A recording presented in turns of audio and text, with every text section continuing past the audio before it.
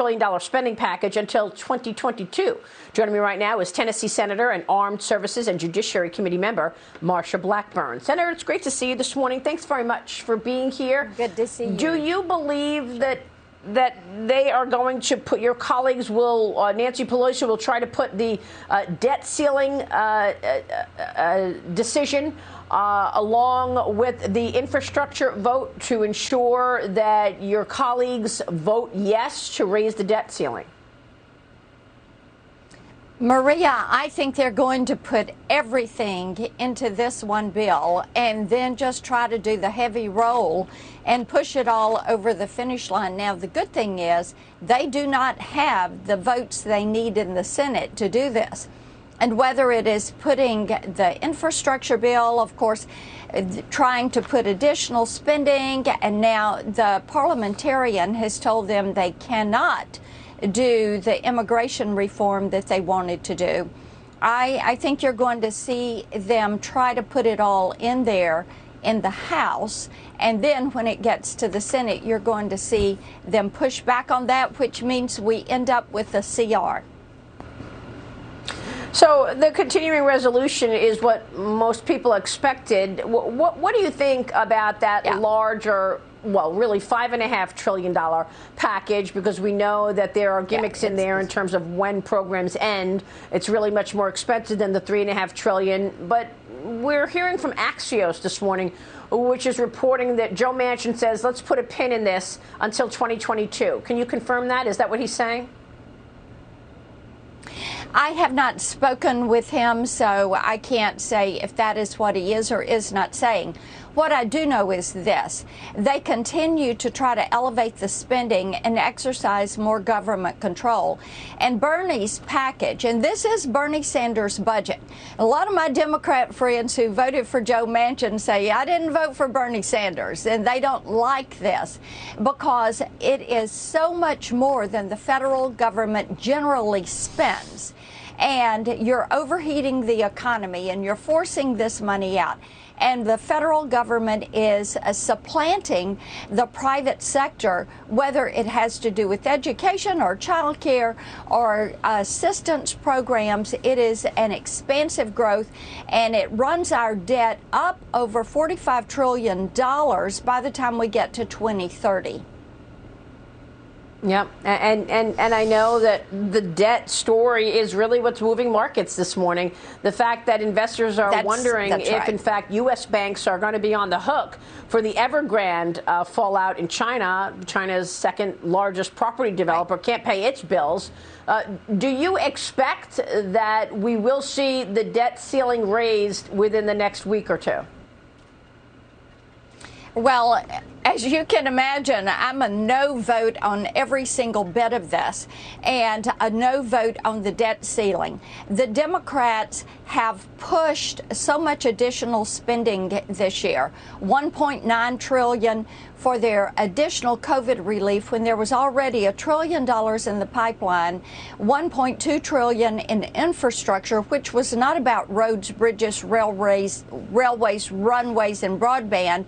And now the $3.5 trillion, which is actually $5.5 trillion, it is as if they think they can continue to do this, to raise taxes, to let inflation run crazy, and they're just going to turn around to people and say, you got to pay for it.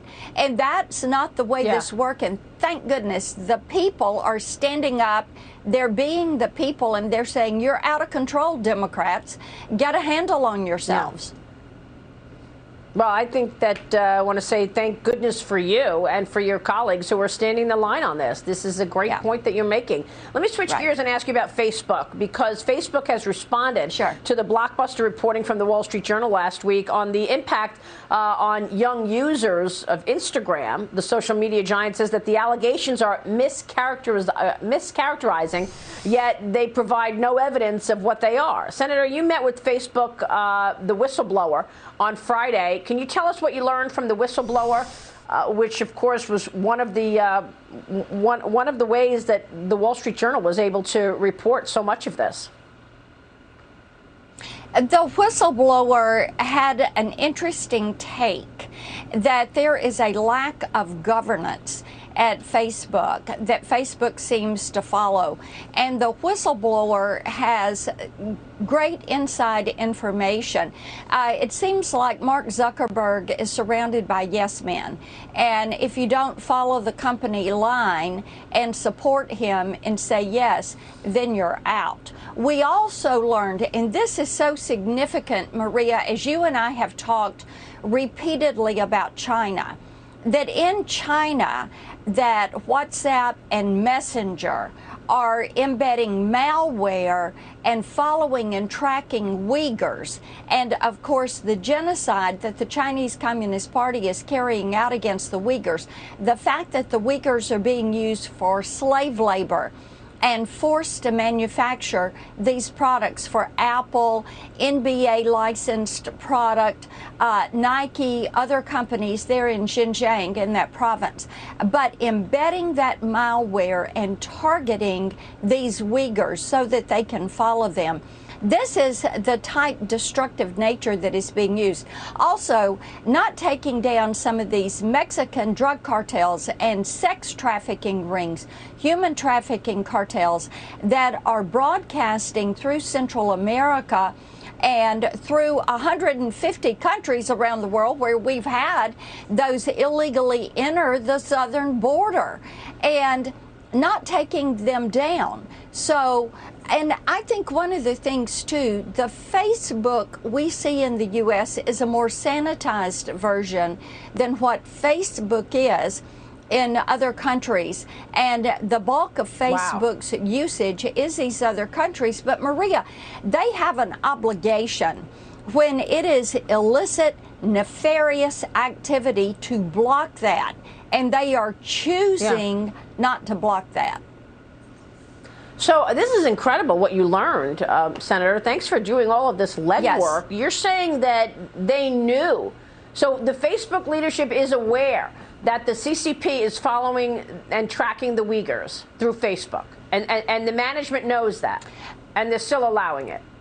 It is my understanding that they are aware that their applications are being used for these purposes, and they are not blocking it. They are aware. They have studies that show that their applications, Instagram, is harmful to teens. But what are they doing? They are chasing eyeballs and chasing dollar bills. And because of that, they continue with their marketing efforts. That's pretty extraordinary. So whatever it takes to just stay in power and stay successful is what they're doing, despite all of this, like the drug traffickers as well. That's pretty extraordinary, Senator. Thanks very much for that, and we will continue following this incredible story. Senator Marsha Blackburn joining us this morning.